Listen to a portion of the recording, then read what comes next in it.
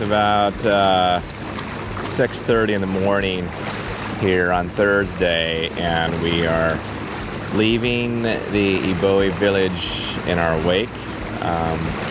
It's a very mixed emotion morning this morning.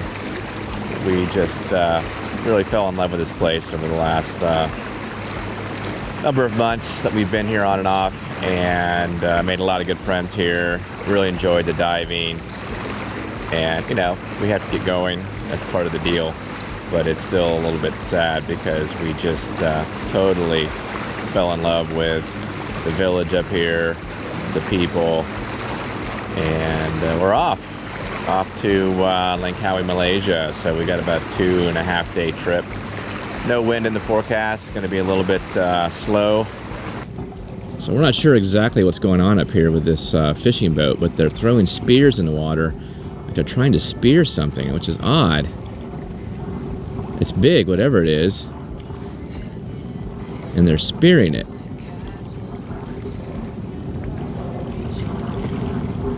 Huh. We've never, well, they're missing sometimes. Well, yeah. Not sure what they're doing here, but they're spearing something big they've caught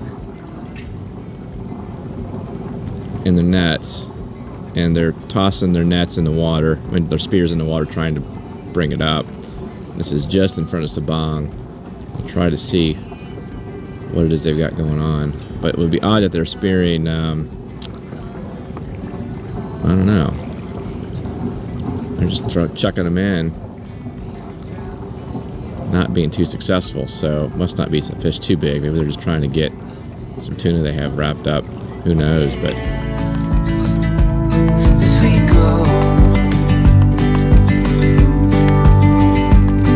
I wouldn't want it any other way. You're making progress for Malaysia? no, Why not?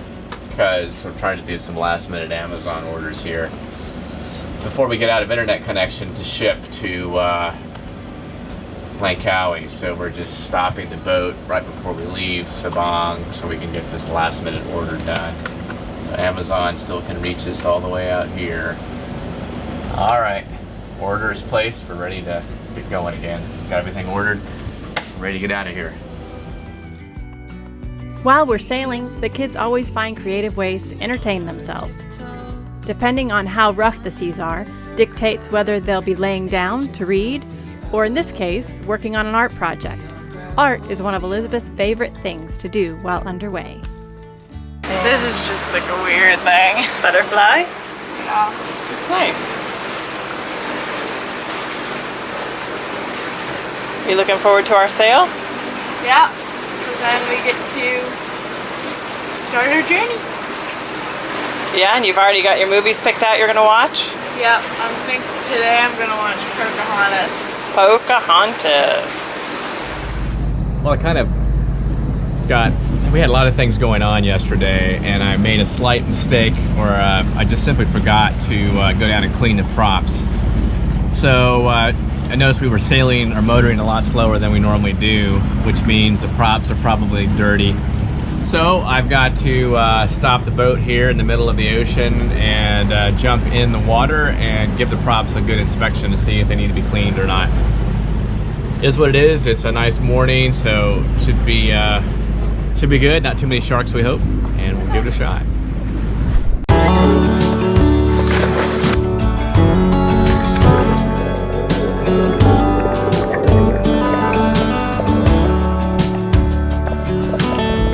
Before we leave in Anchorage, we normally clean the bottom and clean off the props, scraping off all the growth that builds up over time. This time though, Mark was preoccupied with other things and ran out of time before he got it done.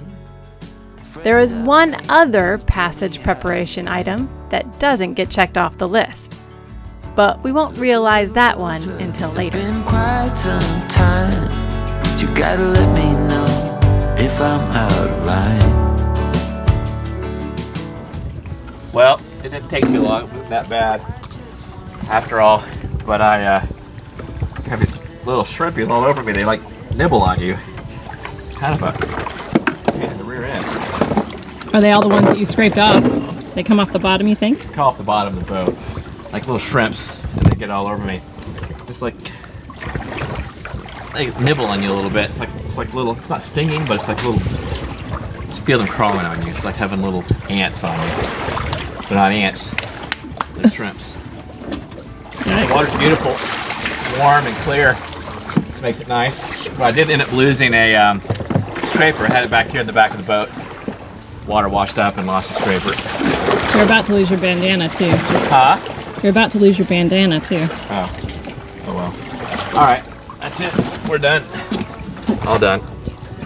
Finished. So here's a little glimpse into the busyness of the Malacca Strait. You can see we're the red vessel at the bottom, and then there's numerous shipping cargo ships that are going back and forth. Most of them are heading to Singapore or leaving Singapore, as it's the biggest shipping port in the area. But here they're quite spread out, so it's not that big of a deal to navigate around them or play a little bit of Frogger. It's not too hard. Okay, go ahead, let go.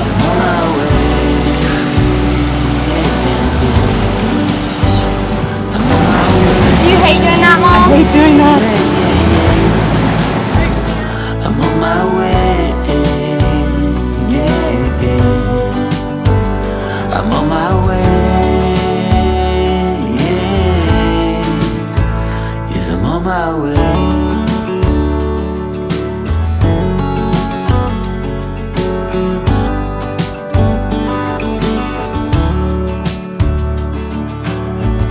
Oh, heavy road, go easy on me now, and my love will shine. While Mark is on watch, he hears a lot of yelling and screaming, even cursing on channel 16 on our VHF radio. He notices a small sailboat that is extremely close to a large container ship. Apparently, the ship doesn't see the small boat and almost runs him over. Passed by the large tanker. This is catamaran field trip. Over. He just tried to hail this monohull. He had this very large tanker. He doesn't have AIS. Come what looked like extremely close. I heard some radio chatter on 16. Some guy was very angry at somebody yelling not a lot of very good words to this guy over here. It's a very large container ship and it just headed right for him. I can see that. The guy didn't have AIS, so he may not have seen him, I don't know, but the reality was it was a close call and the guy seemed to have to change course pretty quickly over there. But he's not answering my radio call, so he's maybe still cleaning out his britches after that close call. I don't know, but it was pretty close. He's not responding to my call, so anyway, he seems to be okay. So all's good. So Mark, tell us what's happening. We may have run out of fuel on the one side. Just doing some checks to see how our fuel levels, because What our happened? starboard engine just stopped on us.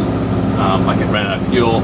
Could be a fuel blockage. I checked my spreadsheet. It may have been a little off in my calculations, but we'll see.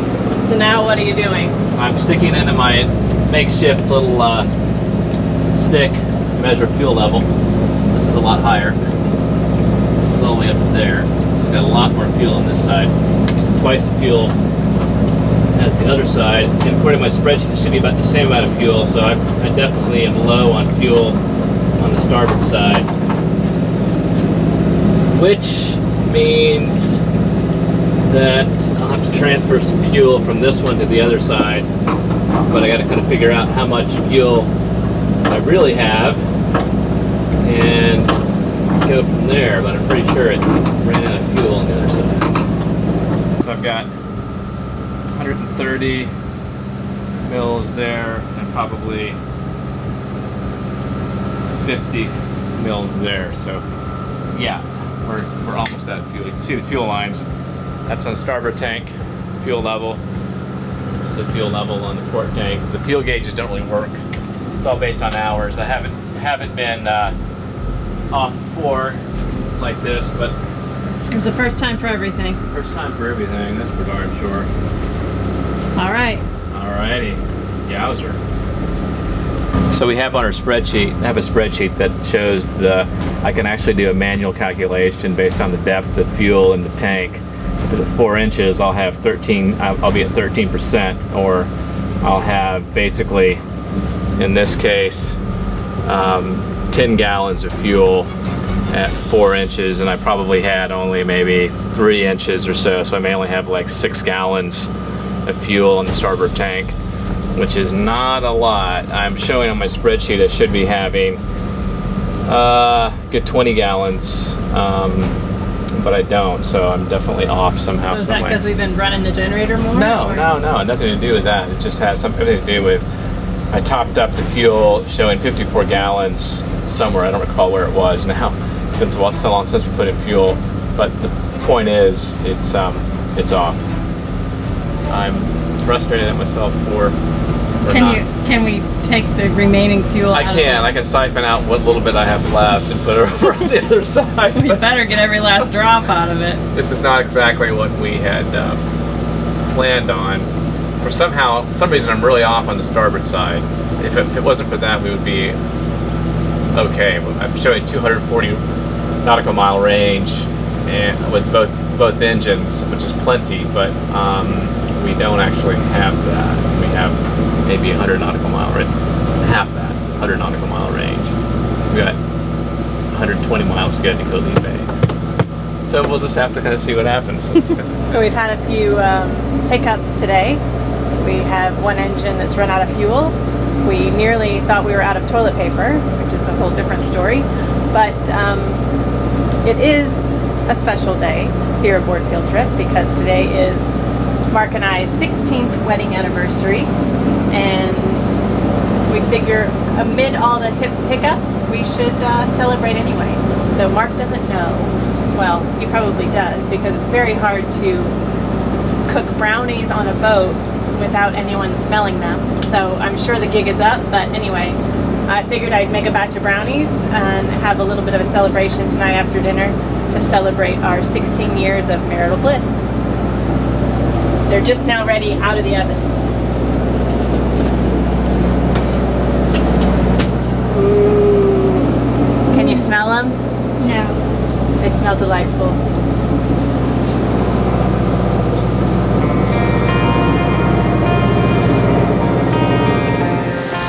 Good morning. It is 6:30 on Saturday morning, and the sun is just peeking behind the clouds. Got a few squalls to pay attention to, but still the water's very flat. Got about 6 knots of wind, so we're keeping our sails out, but the engines are still running. So still using up fuel, but hopefully our sails are getting us there faster, so we won't use as much. It's a good night last night. Nothing too exciting happened, which is always good.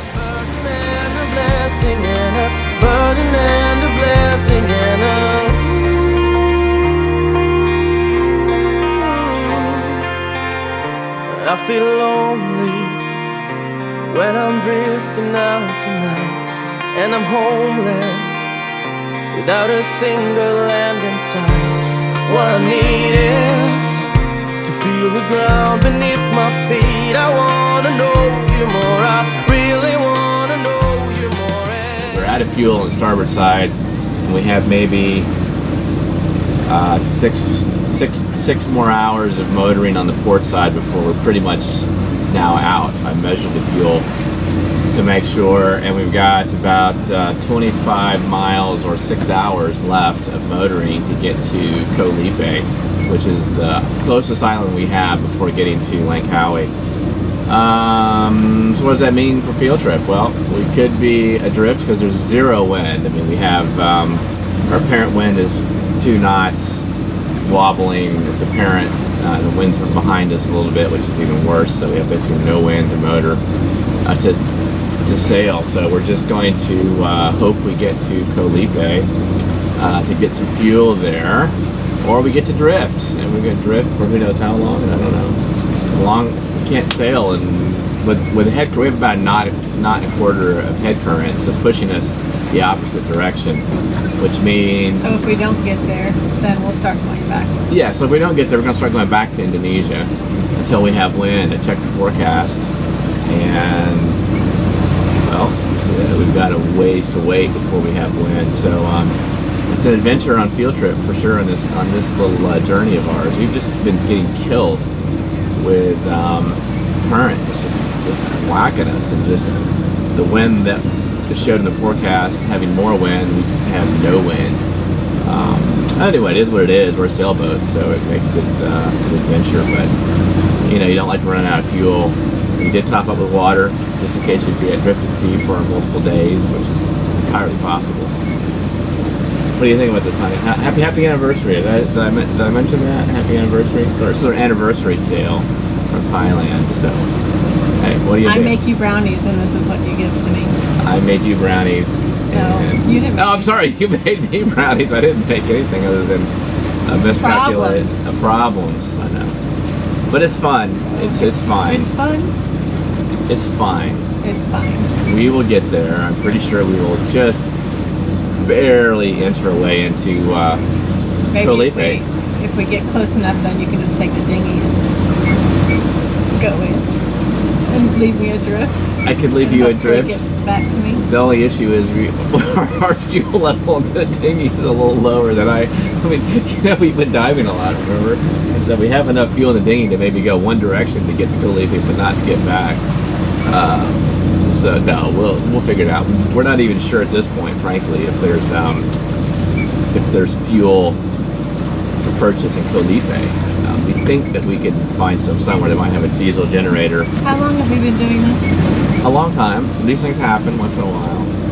We just. And why don't we just read our fuel gauges and say? Well, fuel gauges don't work on the boat. They never have worked on the boat. So it's all about engine hours, and in general, we're precise within maybe 3 liters filling up every single time.